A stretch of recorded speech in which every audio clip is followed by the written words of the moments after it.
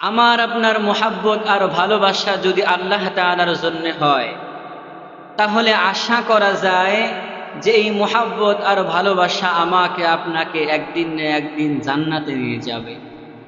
পক্ষান্তরে আমার আপনার মোহাব্বত আর ভালোবাসা যদি আল্লাহ তাআলার জন্য না হয়ে দুনিয়ার কোনো স্বার্থ উদ্দেশ্যের জন্য, দুনিয়ার কোনো স্বার্থ হাসিলের জন্য হয়, শয়তানের জন্য হয়, তাহলে আশা করা যায় এই মোহাব্বত আর ভালোবাসা জান্নাতে নেওয়া তো দূরের কথা, জাহান্নামে নিয়ে যাবে। ফর এক্সাম্পল যদি বলি, অমুক ব্যক্তি 5 ওয়াক্ত নামাজ পড়ে এই জন্য তাকে মোহাব্বত করি, অমুক ব্যক্তি সৎ পথে উপার্জন করে এই জন্য তাকে মোহাব্বত করি, অমুক ব্যক্তি মানুষের সাথে ভালো আচরণ করে, জুলুম করে না, অন্যায় করে না, মানুষের সাথে মিলেমিশে বসবাস করে এই জন্য তাকে মোহাব্বত করি।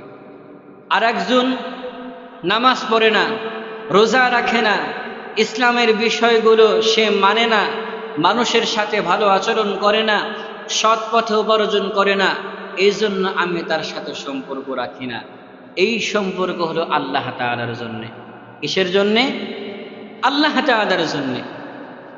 নবীজি সাল্লাল্লাহু আলাইহি ওয়াসাল্লাম বলেন, মান হাব্বা লিল্লাহ ওয়া আবগাদা লিল্লাহ ওয়া আ'তা লিল্লাহ ওয়া মানা'a লিল্লাহ ফাকাদ ইসতাকমালাল ঈমান।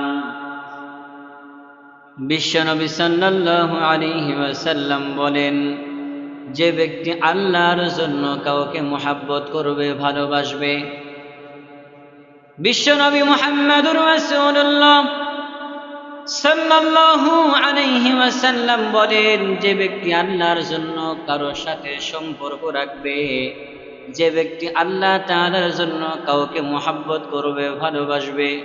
ফর এক্সাম্পল যদি বলি, অমুক ব্যক্তি 5 ওয়াক্ত নামাজ পড়ে এই জন্য তাকে মোহাব্বত করি, অমুক ব্যক্তি সৎ পথ উপার্জন করে এই জন্য তাকে মোহাব্বত করি, অমুক ব্যক্তি মানুষের সাথে ভালো আচরণ করে এই জন্য তাকে মোহাব্বত করি। বিশ্বনবী সাল্লাল্লাহু আলাইহি ওয়াসাল্লাম বলেন, মান হাব্বা লিল্লাহ, যে ব্যক্তি আল্লাহর জন্য কাউকে মোহাব্বত করবে, ওয়া আবগাদা লিল্লাহ, এবং আল্লাহ তাআলার জন্য কারোর সাথে বিদ্বেষ পোষণ করবে, রাগ করবে। এক্সাম্পল যদি বলা হয়, অমুক ব্যক্তি নামাজ পড়ে না, রোজা রাখে না, মানুষের সাথে ভালো আচরণ করে না, ইসলামের অনুশাসনগুলো মেনে চলে না, এই জন্য তাকে মোহাব্বত করি না। কি করি না? এই জন্য তাকে মোহাব্বত করি না। অমুক ব্যক্তি 5 ওয়াক্ত নামাজ পড়ে, মানুষের সাথে ভালো আচরণ করে, এই জন্য তার সাথে মোহাব্বত রাখি। পক্ষান্তরে আর একজন মানুষের সাথে খারাপ আচরণ করে, নামাজ কালাম পড়ে না, হালাল পথে উপার্জন করে না, এজন্য তার সাথে সম্পর্ক রাখি না, কথাবার্তা তেমন একটা চলে না, কিন্তু সামনাসামনি দেখা হইলে সালাম কালাম চলে।